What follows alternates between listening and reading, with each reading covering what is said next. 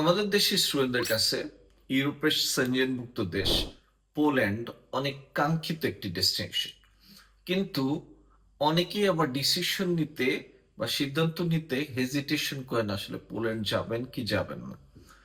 আমি আজকের ভিডিওতে আলোচনা করব 7টি গুরুত্বপূর্ণ কারণ যে কারণে পোল্যান্ড হতে পারে আদর্শ ডেস্টিনেশন। আর আমি যে এক্সপিরিয়েন্সের আলোকে এইটা শেয়ার করছি সেটি হচ্ছে, আমি পোল্যান্ডে মাস্টার্স করেছি 2018 থেকে 2020 ব্রসেল ইউনিভার্সিটি অফ ইকোনমিক্স থেকে।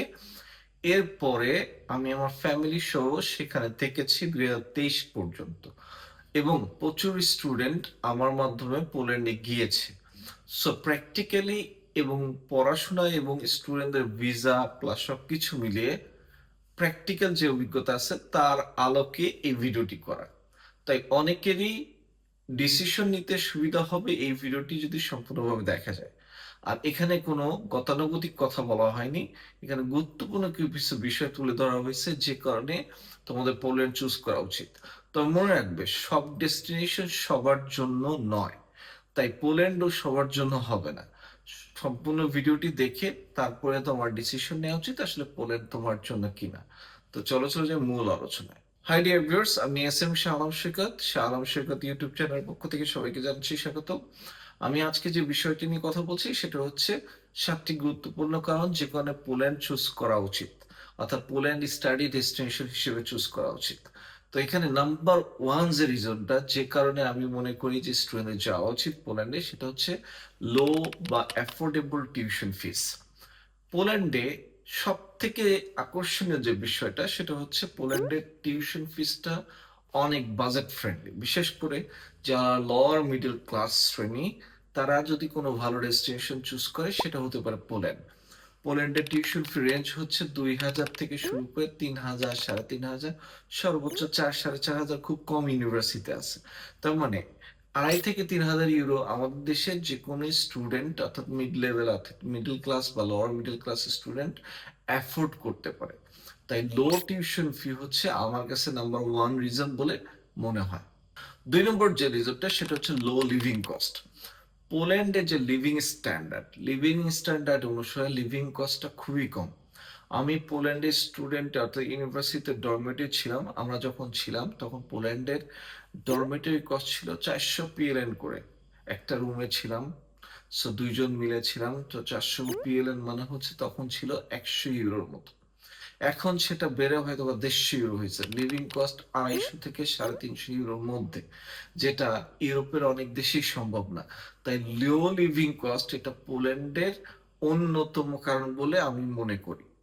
থার্ড যে কারণটি সেটা খুবই গুরুত্বপূর্ণ কারণ, সেটা হচ্ছে এমপ্লয়মেন্ট অপরচুনিটিস।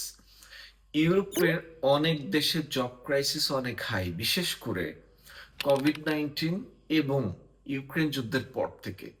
কিন্তু পোল্যান্ডে এর বিন্দুমাত্র ছোঁয়া এখন পর্যন্ত লাগেনি।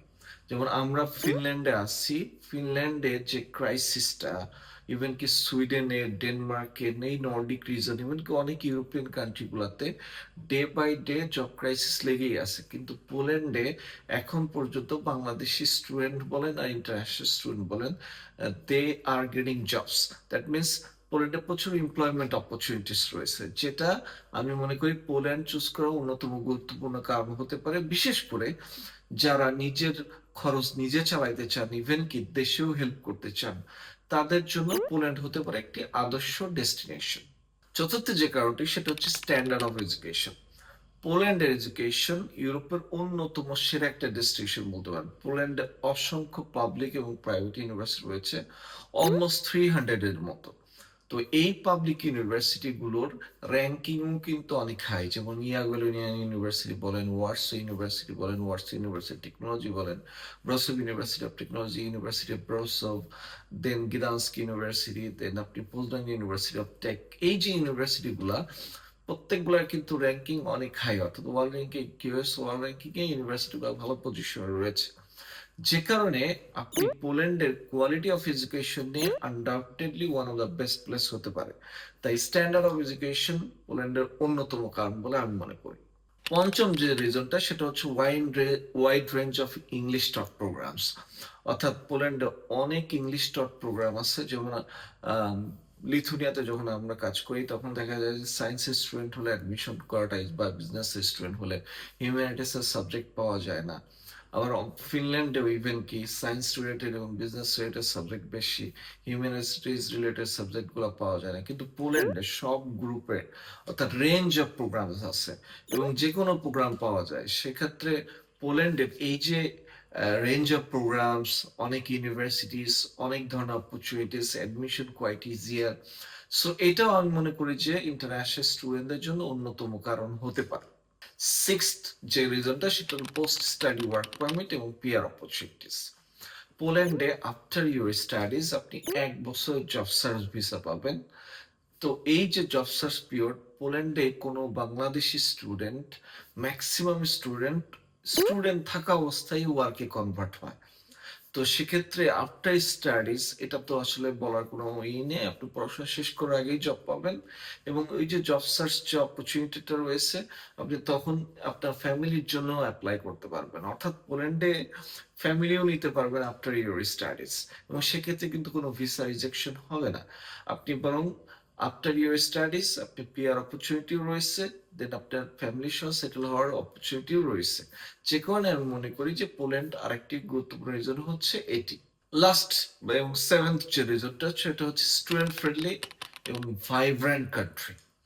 ইউরোপের অনেক দেশ আছে যেটা হচ্ছে ইউরোপের যে জেনুইন ভাইব, স্টুডেন্ট ফ্রেন্ডলি একটা অ্যাটমসফিয়ার সেটা নাই। যেমন আমি যখন পোল্যান্ড ছিলাম, পোল্যান্ড থেকে যখন ফিনল্যান্ড আসলাম, ফিনল্যান্ড ভাবছিলাম যে অনেক ভাইব্রেন্ট হবে, বাট এটা একটা নিরামিষ কান্ট্রি, অনেক ঠান্ডা। এবং কি আমি লিথুনিয়াতে গিয়েছিলাম, লিথুনিয়াও দেখছি অনেক ডাল।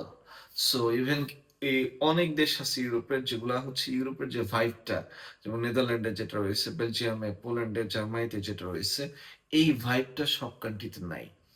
পোল্যান্ডে স্টুডেন্টদের এই ফ্রেন্ডলি অ্যাটমসফিয়ার এবং ভাইবটা রয়েছে যেটা ইন্টারন্যাশনাল নেটওয়ার্ক গড়ার ক্ষেত্রে গুরুত্বপূর্ণ ভূমিকা পালন করে। তো এই 7টি রিজন আমার কাছে মনে হয়েছে এক্সেপশনালি গুড পোল্যান্ডে। এছাড়াও অনেক কারণ আছে, যেমন আবার পোল্যান্ডে কিছু প্রতিবন্ধকতাও রয়েছে, যেমন পলিশরা ইংলিশ কম বুঝে, এখন ইয়াং জেনারেশন বুঝে, কিন্তু আপনি যারা অ্যাডাল্ট পিপুল বা এজড পিপুল এদের মধ্যে দেখবেন যে ইংলিশ বুঝেই না। তো কিছু প্রবলেম রয়েছে, তার মধ্যে ইমিগ্রেশন প্রসেসটা একটু কমপ্লেক্স। তো এই কারণগুলো ছাড়া পোল্যান্ডের এই যে 7টি রিজন বললাম, এই 7টি রিজন হচ্ছে গুরুত্বপূর্ণ কারণ বলে আমি মনে করি। তাই তোমরা যারা পোল্যান্ডে যাবা, পোল্যান্ড যাওয়ার আগে এই বিষয়গুলা তোমরা আমলে নিয়ে বা তোমরা ডিসিশন সিদ্ধান্ত নিতে তোমাদের সুবিধা হবে। সো এটাই ছিল আমার আজকে